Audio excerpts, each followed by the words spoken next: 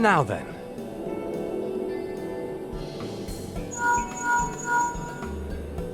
Tis I. The situation may be more complicated than we anticipated.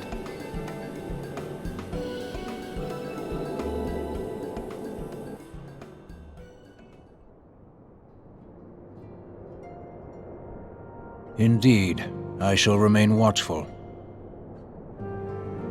Ere thou goest, another matter requireth thine attention. A young maiden, full eager to... Wherefore inquirest thou of her fairness? Oh, very well. Be she damsel or devil, I shall direct her steps to Revenant's toll. Save thine insinuations for one given to such impropriety. Thou shalt not find me amenable.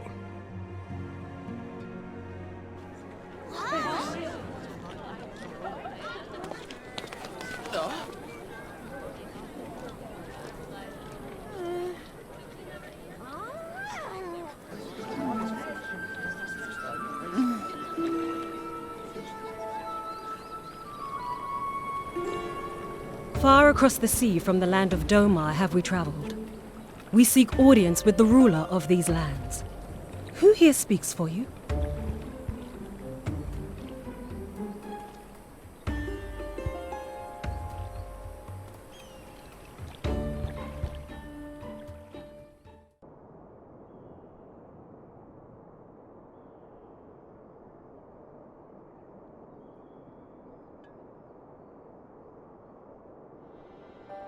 We have traveled some several thousand miles across the sea from the nation of Domar, in hopes that we might find sanctuary in these lands. Sanctuary, Lady Yugiri?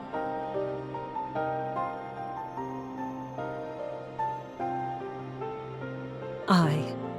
Lying within Ul'dah, Domar was under the dominion of the Garlean Empire, as I'm sure you are aware. When the War of Succession broke out in Garlemald, we espied an opportunity to free ourselves from the yoke of imperial oppression and took up arms. Only to be crushed. And so I gathered what few Domans escaped the reckoning and guided them hither to your shores. A war of succession? Then the Emperor... Forgive me. You said that Domar was under Imperial rule, did you not? Domar is gone. Razed to the ground as an example to the other provinces. 12 have mercy. And your people? On a ship anchored in Vesper Bay, flying borrowed colors. Many were complicit in the rebellion, or akin to those who were. They will not come ashore until I send word that it is safe to do so. I sought an audience with your rulers, but was summarily refused. The lords of Ul'dah are not wont to entertain foreign refugees without suitable encouragement. Mayhap I was foolish to expect otherwise. But our supplies run low and we have young ones in urgent need of care. I have seen the tents outside the gates, however. We are not the first to seek asylum, nor will we be the last.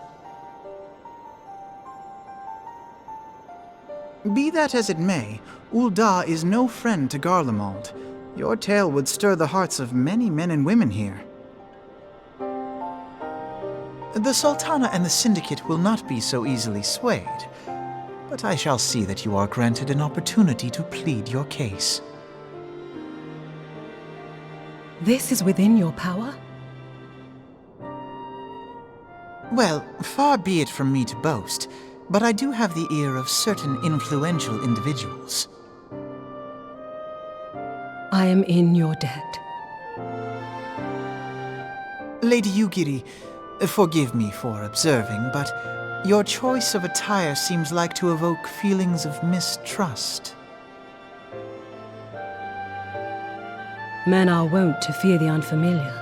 We know this from experience. We seek only to spare the people of Ul'dah unnecessary disquiet. I shall defer to your experience, then. I thank you for your understanding. It seems I have urgent business with the Flame General. I leave our guests in your capable hands.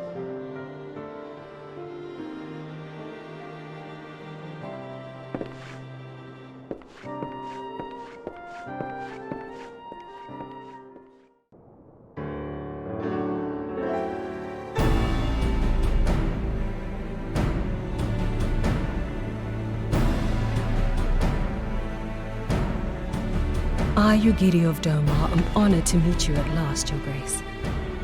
To mark this auspicious occasion, I should like to present to you the finest treasures our humble nation has to offer.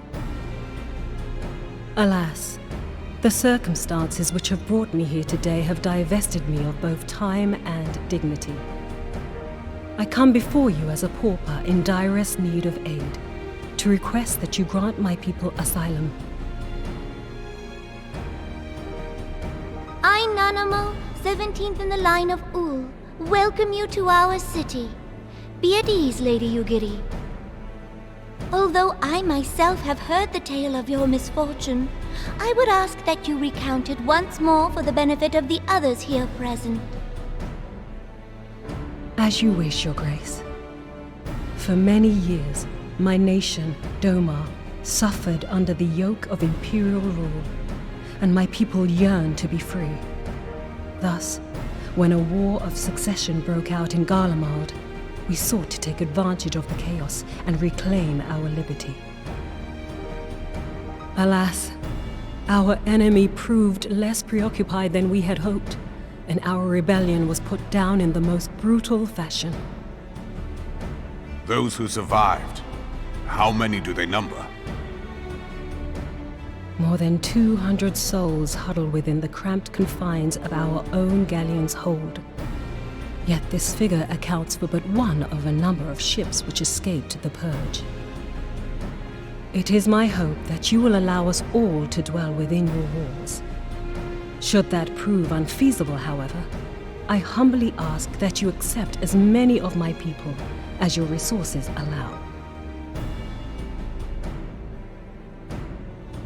Pray understand, we do not beg a boon, but propose instead an arrangement. We would serve as soldiers or tradesmen until our debt is repaid. What are the Syndicate's opinions on this matter? I, for one, think it's a marvelous idea. Lady Ugiri and her people strike me as an industrious lot, and there are parts of the city which have yet to be fully restored. If they are willing to work, I see no reason not to let them. The head of the Mirage Trust is not known for his generosity. He sees profit in this. I agree. That said, these are foreign refugees. To admit them would require a formal resolution. Shall we call a vote?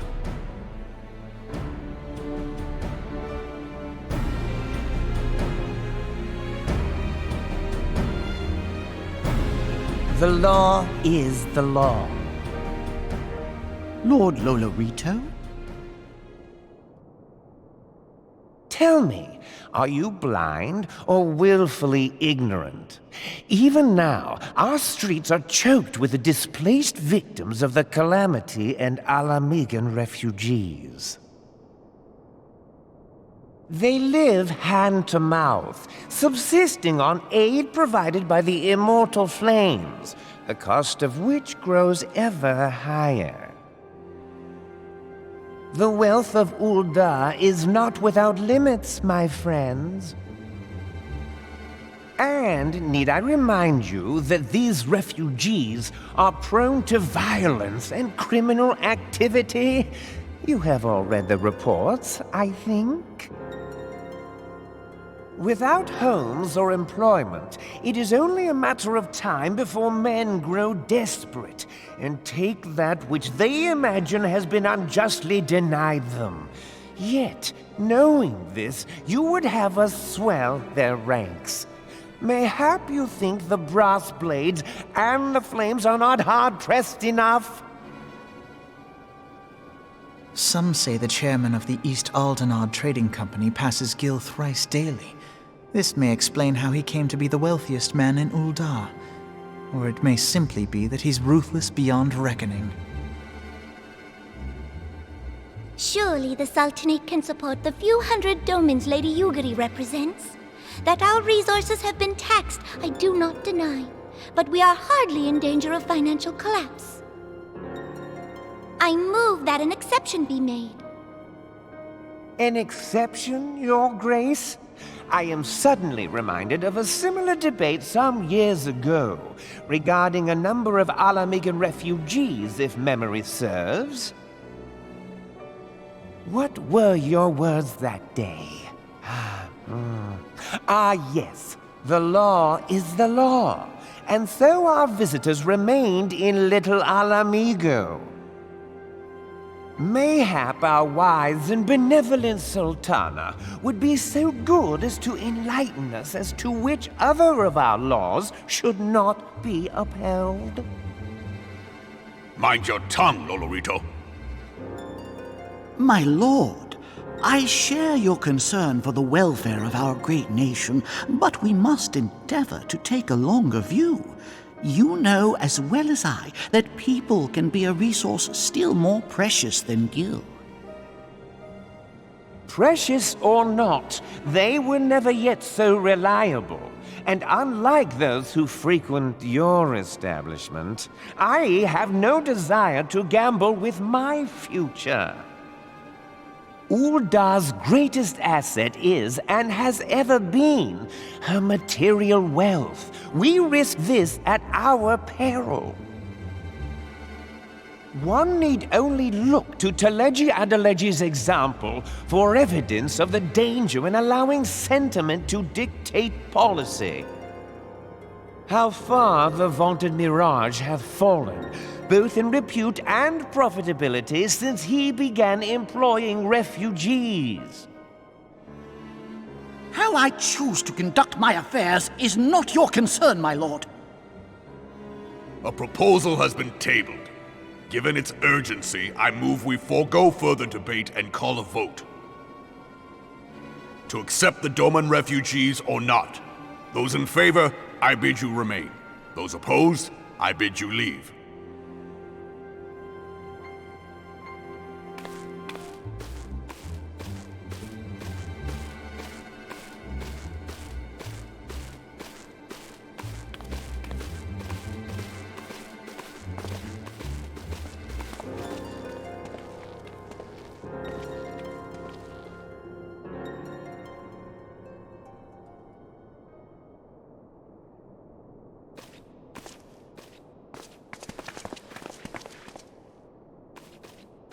Would that it were within my power to welcome you and your people, Lady Yugiri. As you have observed, however, my authority in such matters is regrettably limited. Without the consent of the Syndicate, I cannot act. I understand, Your Grace, and I appreciate all that you have done on our behalf.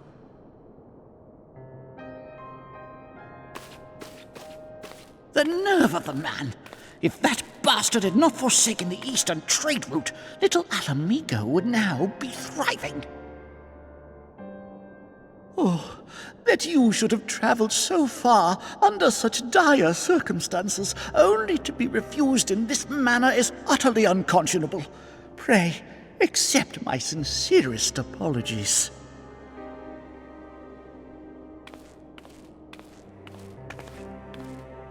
Now that the Empire no longer poses an immediate threat, they see little reason to maintain the pretense of unity. The Monitorists have grown especially defiant of late. Lord Lolorito most of all. But this is neither the time nor place for that discussion.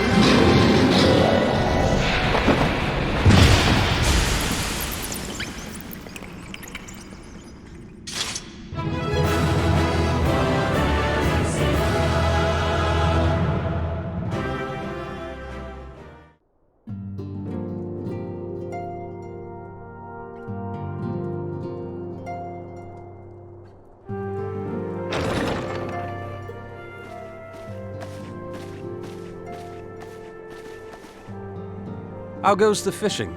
Caught anything slippery? Aye. Our suspicions were well founded. The Serpent Reavers are indeed the culprits. The plot thickens. Has there been any movement in Thanalan? It has been blessedly quiet, which is to say the Ul'dah are being no more or less of a nuisance than usual, summoning Ifrit with such crystals as they have hoarded. Urianger, too, reports not out of the ordinary. Then we have our explanation. Your explanation for what, pray tell? For the recent spate of crystal thefts in Thanalan, we naturally assumed that the trail would lead us back to the Ul'dah. Yet it did not. It led us across the sea unto Vilbrand. Vilbrand? There have been reports of increased Sahagin activity of late. Oh gods, they mean to summon Leviathan?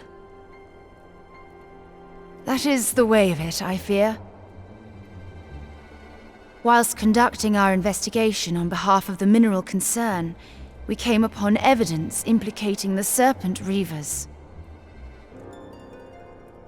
With the aid of the Maelstrom, I was able to verify our suspicions. 'Tis only a matter of time before Leviathan returns to harrow the seas. But there is more. One of the Sahagin, an elder by my judgment, spoke of attaining the gift and knowledge of eternity.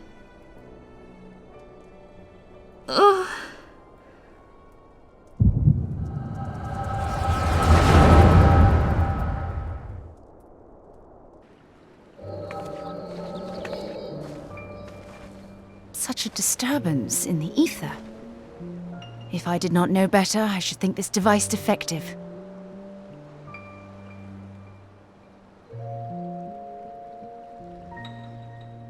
And there is the explanation.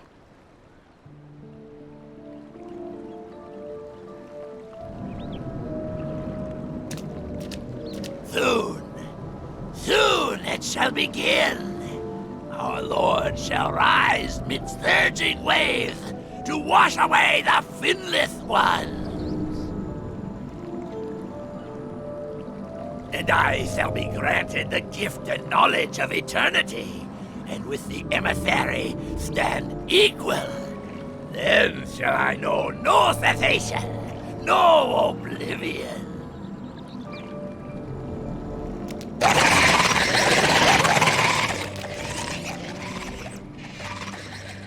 Whence comes this promise of immortality?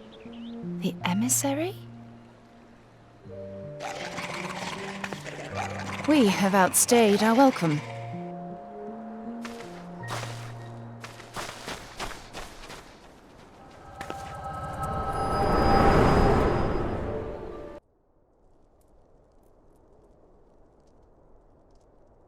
The gift and knowledge.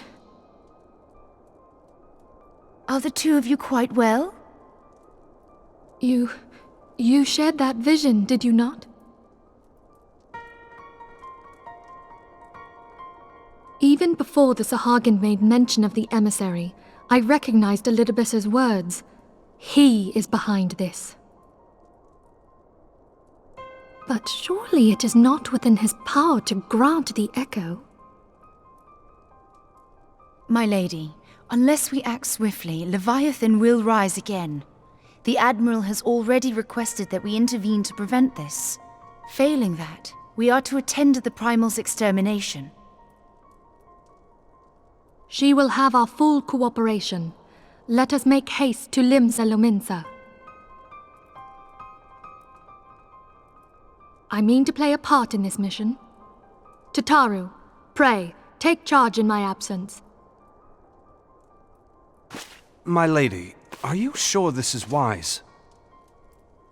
I am aware of the risks, but there is something I must see with mine own eyes. The true nature of the echo. Very well. I shall not stand in your way. On the condition that you permit me to accompany you as bodyguard. Your company is ever welcome, Thancred. I take it something ill is afoot. Aye, a Primal is about to be loosed upon Eorzea. Primal? A godlike being whose very existence is a bane upon the land. We scions of the Seventh Dawn are sworn to put an end to their kind.